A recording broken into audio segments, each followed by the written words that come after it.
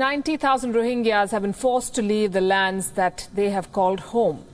But Myanmar's leader Aung San Suu Kyi is still silent on the bitter conflict. Governments from around the world have called on Myanmar to act. Here's a report.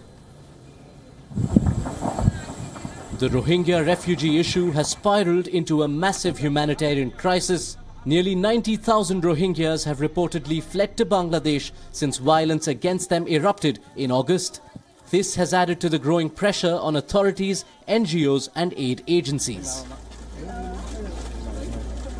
The issue has become a major embarrassment for Myanmar's leader Aung San Suu Kyi. She's been largely silent on the issue, although she did commission a UN panel headed by former Secretary General Kofi Annan to report on it. But demands for immediate action to stem the Rohingya exodus to Bangladesh are growing, as are demands that the Myanmar army's operations in the Rakhine state against the Rohingya be stopped.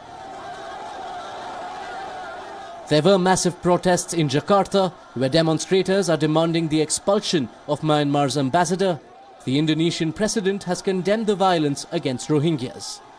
Saya dan seluruh rakyat Indonesia, myself and the people of Indonesia, we regret and condemn the violence that took place in Myanmar's Rakhine state.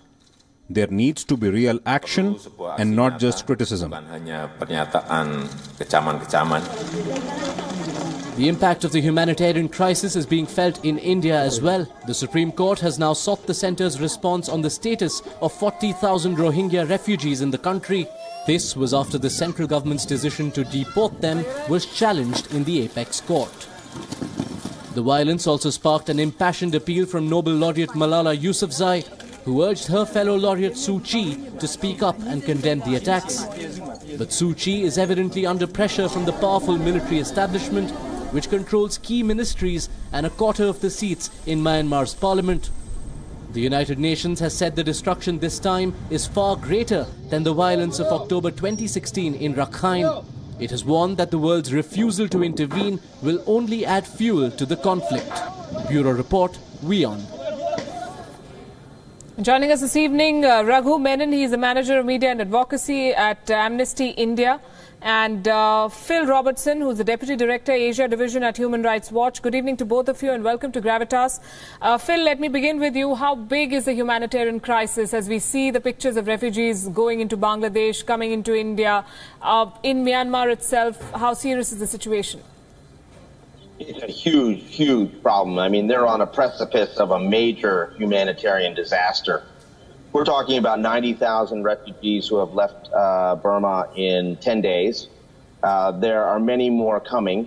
Many of the refugees who've come already are from the closest areas to the border. Those further in, down in Butidong and Ratidong Township, have not. Human Rights Watch has identified at least 19 major areas where there has been significant burning. We have identified in satellite imagery the total destruction of one village in Ratidong Township, where over 700 structures were destroyed, basically 99% of the village. It looks like a scorched earth campaign by the military and security forces driving out Rohingya. And contributing to this also is the suspension of humanitarian assistance by the UN because of threats against humanitarians, in part caused by the comment by Aung San Suu Kyi that she thought that there might be international NGOs supporting terrorism. So, you know, the situation is spiraling downwards very badly.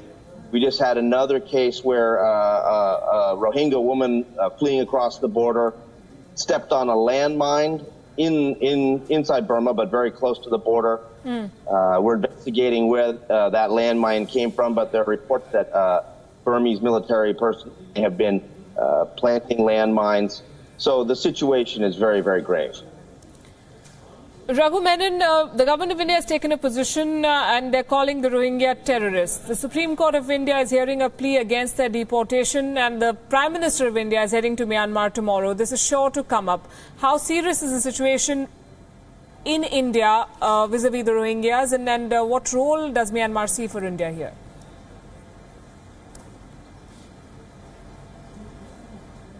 I think it's quite unfortunate that government functionaries, including senior ministers, are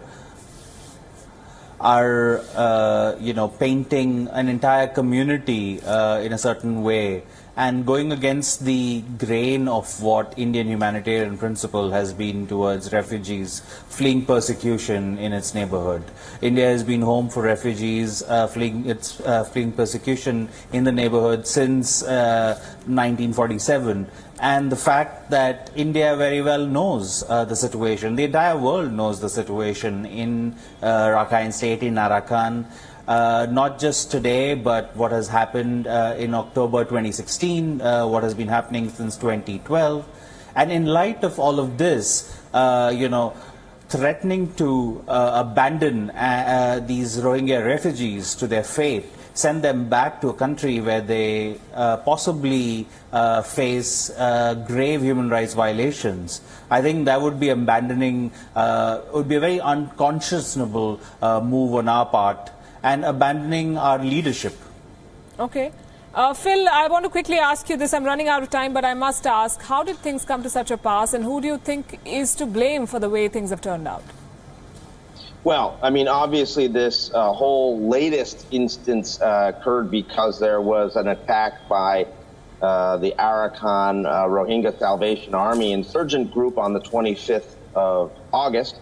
That simultaneous attack, they attacked as many as 30 police posts, then prompted this response. But, I mean, clearly this response goes well beyond, the simple search for a group of insurgents. I mean, we're talking about targeting of civilians. And this is something that the Burma Army has done for years. They've done this last year in the October to December period. But, this time around, this is much, much larger. This dwarfs what we saw last year. So we think that it's important for the Burma government to allow the fact-finding mission of the UN Human Rights Council into the country to investigate.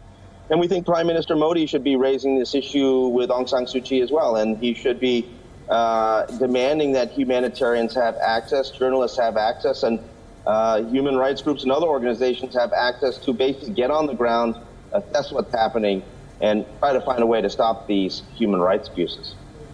Right, we'll see. I'm going to thank you both, Raghu Menon and Phil Robertson, and I can tell our viewers that WION's Karthikeya Sharma is in Myanmar, and he'll of course be reporting on the Prime Minister's meeting and the refugee crisis as well, the Rohingya crisis.